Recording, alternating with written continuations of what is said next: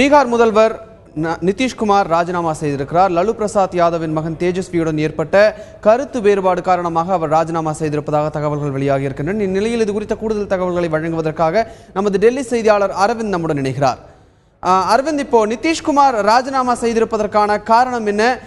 லலு பிரசாத்தினுடைய மகன் தேஜஸ்வியுடன் ஏற்பட்ட கருத்து வேறுபாடு மட்டும்தான் காரணமா, இல்ல வேறு ஏதேனும் காரணங்கள் இருக்கிறதா?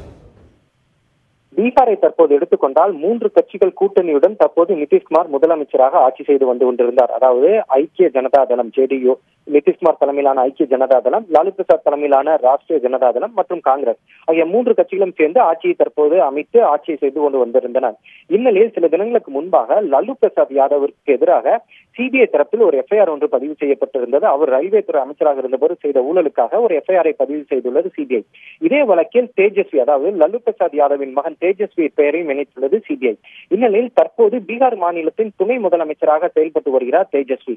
பீகார் மாநிலத்தின் முதலமைச்சர் நிதிஷ்குமாரை பொறுத்தவரையில் ஊழலுக்கு எதிரான மிகவும் கடினமான ஒரு நிலைப்பாட்டை எடுத்துக் கொண்டிருக்கிறார். இந்நிலையில் இந்த விவகாரம், அதாவது தேஜஸ்விக்கு எதிராக சிபிஐ தற்போது வழக்கு பதிவு செய்துள்ளதால் தேஜஸ்வி தன்னுடைய பதவியை, துணை முதலமைச்சர் பதவியை ராஜினாமா செய்துவிட்டு அவருக்கு எதிரான வழக்கு தொடர்பான தன்னிலை விளக்கம் அளிக்க வேண்டும் என்பதுதான் நிதிஷ்குமாரின் நிலைப்பாடாக இத்தனை நாட்கள் இருந்து வந்தது.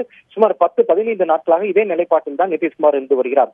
இந்நிலையில் ராஷ்டிரிய ஜனதா தள கட்சியின் தலைவரும் தேஜஸ்வியின் தந்தையுமான லலு பிரசாத் யாதவ் இன்று செய்தியாளர்களை சந்திக்கும் போது தன்னுடைய மகன் துணை முதலமைச்சராக இருக்கும் தேஜஸ்வி யாதவ் தன்னுடைய பதவியை ராஜினாமா செய்ய மாட்டார் என்று மிகவும் தெளிவான தன்னுடைய நிலைப்பாட்டை முன்வைத்திருந்தார்.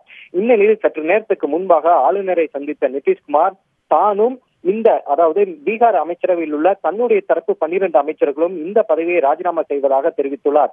இவருடைய ராஜினாமாவை ஏற்றுக்கொள்வதாக பீகார் மாநிலத்தின் பொறுப்பாளர் கேசரி நாத் திரிபாதியும் தெரிவித்துள்ளார். இந்நிலையில் இதன் காரணமாக தற்போது இந்த 3 கட்சிகளின் கூட்டணி ஆட்சியானது தற்போது ராஜினாமா செய்துள்ளது. அதாவது நிதிஷ்குமாரின் ராஜினாமாவை தொடர்ந்து தற்போது பீகார் மாநிலத்தின் அந்த ஆட்சியானது தற்போது முடிவு பெற்றுள்ளது. இந்நிலையில் அடுத்து என்ன நடக்கும் என்ற கேள்விதான் எழுந்துள்ளது. இன்னும் சற்று நேரத்தில் பாஜகவின் பாராளுமன்ற குழு கூட்டம், அதாவது பார்லிமெண்டரி போர்டு மீட்டிங் ஆனது இன்னும் சற்று நேரத்தில் டெல்லியில் துவங்க உள்ளது. இந்நிலையில் அந்த கூட்டத்தில் என்ன முடிவு எடுப்பார்கள் என்பது தொடர்பாகத்தான் இருக்கிறது. ஏனென்றால் தற்போதைய சூழலில் மீண்டும் நிதிஷ்குமார் பீகார் மாநிலத்தின் முதலமைச்சராக வேண்டும் என்றால் பாஜகவின் சப்போர்ட், அதாவது ஆதரவு இருந்தால் மட்டுமே ஆட்சி அமைக்க முடியும். ஏனென்றால் நிதிஷ்குமாருக்கு வெறும் 71 எம்எல்ஏக்கள் மட்டுமே இருக்கிறார்கள். பாஜகவின் ஆதரவு கிடைத்தால் அவர் மீண்டும் ஆட்சி அமைக்க முடியும். இந்நிலையில் இதற்கான ஒரு சாத்தியக்கூறு இருக்கிறதா என்பது இன்னும் சற்று நேரத்தில் பாஜகவின் ஆட்சி மன்ற குழு கூட்டத்தில் முடிவு அறிவிக்கப்படும். இந்நிலையில் தற்போது நிதிஷ்குமார் தன்னுடைய முதலமைச்சர் பதவியை ராஜினாமா செய்துள்ளார்.